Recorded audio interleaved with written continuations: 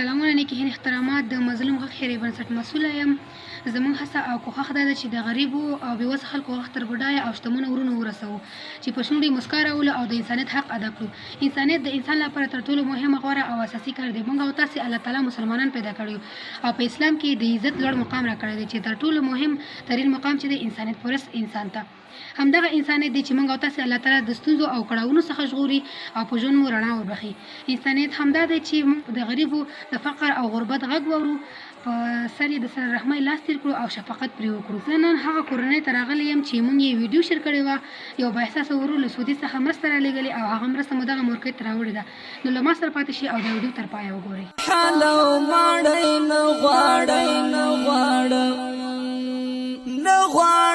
محلو مړی نه غواړم، زوړ د خاټو کور دی وي خو مور دی وي، زوړ د خاټو کور دی وي خو مور دی وي. السلام علیکم ورجانې. وعلیکم السلام. په خیر راغلی، ستړي نشئ. مننه، خوشحاله اوسئ ورجانې، خیر اوسئ. څنګه یې مورې، ښه یې؟ صحت ښه دی؟ ښه یو، شکر دی. تاسو کاست دی؟ شکر دی. ماشومان هم ښه دي؟ روژې سره څنګه یې؟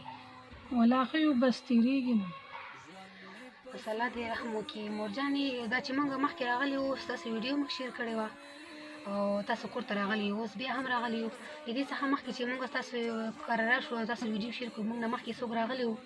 ستاسو نه مخکې خو جانې موږ کره خو بیخي څوک هم نه دي راغلي، نه زموږ پوښتنه چا کړې ده او نه زموږ تپوس کوي. بس اول ځل و، هغه مخکې ځل هم ته راغلي او اوس بیا ته راغلي او هېڅوک هم نه دي راغلي، چا زموږ پوښتنه نه ده کړې تر اوسه پورې. ښه مورجانې، دا چې مخکې موږ راغلي وو او ستاسو ویډیو مو شیر کړله او ستاسو غږ مو هغه ورونو ته ورسول چې تاسو سره مرسته وکړي، نو یو ورور چې له سعودي څخه مرسته رالېږلې ده، هغه مرسته موږ تاسو ته راوړې ده. دغه مرسته موږ تاسو ته په سپارو، دغه واخلئ. څومره خوشحاله یې له دغه ورور څخه چې تاسو سره مرسته کړې ده؟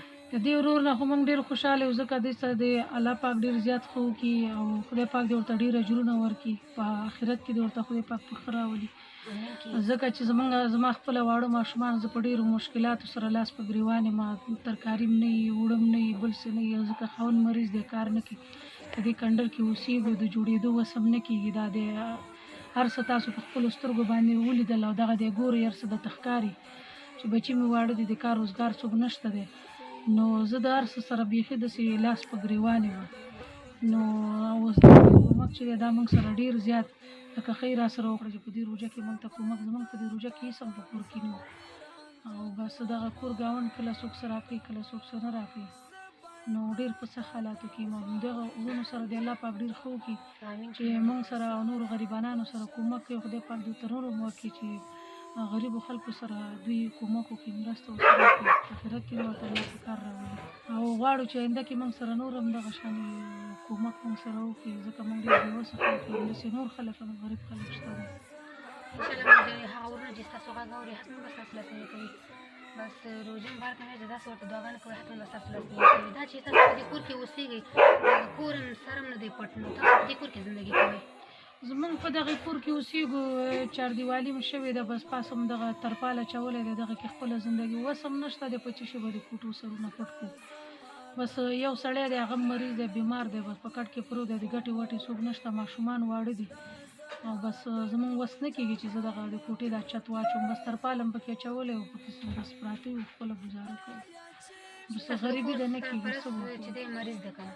کور سرپرست مو مریض دی، خاوند مریض دی، بس بل څوک هم داسې د کار نشته، ماشومان ټول واړه دي، د ګټې وټې څوک نشته. بس تاسو څوک عاید نشي راوړلی؟ نه نه نه نه، عاید څوک نشته او نور څوک کومک هم موږ سره نه کوي. نو چې تاسو کور ته څوک عاید هم نه، دا حالت څنګه تېروئ؟ تاسو څه احساس کوئ دومره په دې سختو شرایطو کې؟ بس وخت دی تېروي، بس ماشومان دي، بس کله یو څه کله بل څه، بس په خپله زړه تېرو، په خپل ځان باندې تېرو، څه به وکړو؟ ماشومان دي، کله یې چا جامې نه وي، د چا چپلکې نه وي، بیرون ځي، نور واړه وګوري، بس کور ته راشي خفه وي، ژړاګانې کوي، وایي مورې دا د هغوی داسې شته، زموږ نه نشته، د هغوی دا خوراکي شیان شته، زموږ نه نشته. زه ورته وایم چې بس الله هم شته، الله دې راکړي، دربار یې لوی دی، پوه شوې، موږ به څه وکړو؟ بېشکه چې الله لوی دی. بس مورجانې، هغه ورونو ته دعاګانې کول حتما به ستاسې لاسنیوی کوي او تل به یې کوي، بس ستاسو دعاګانو ته ضرورت لري. بس الله پاک دې ورسره ښه وکړي او خدای پاک دې آخرت کې ورته په خیر راولي چې بس موږ سره دومره کومک وکړو، موږ سره یې مرسته وکړله په دغه حقه روژه کې زموږ کور کې هېڅ هم نه و او بس په دغې به زه خپلو بچو ته یو څه والم او هغوی ته د خدای پاک اجرونه ورکړي. خدای پاک دې ورسره ډېر ښه وکړي. مسله د دغه ورور سره ډېر ښه وکړي مورجان چې تاسو لاسنیوی وکړو، په دې به ستاسو یو څه ګزاره وشي انشاءالله. دوباره به دغه ورونه چې مرسته وکړو حتما به تاسو ته موږ راوړو.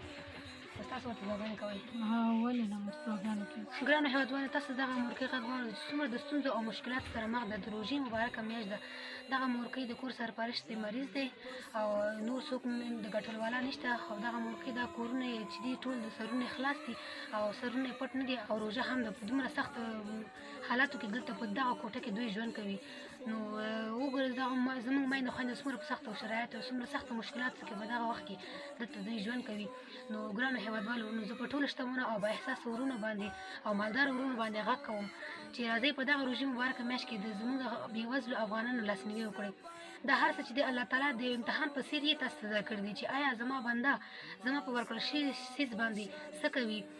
که یې وغواړي په یوه ثانیه کې بېرته درنه اخیستی هم شي، نو غوره به دا وي چې صدقه ورکړئ، ځکه چې الله تعالی صدقه چې څوک ورکړي نو الله تعالی ورباندې مصیبتونه راوړي او په ژوند یې خوښي هم وربخي. نو راځي صدقه ورکړئ. روژې مبارکه میاشت د الله تعالی ستاسې صدقه په 2 چنده قبلوي.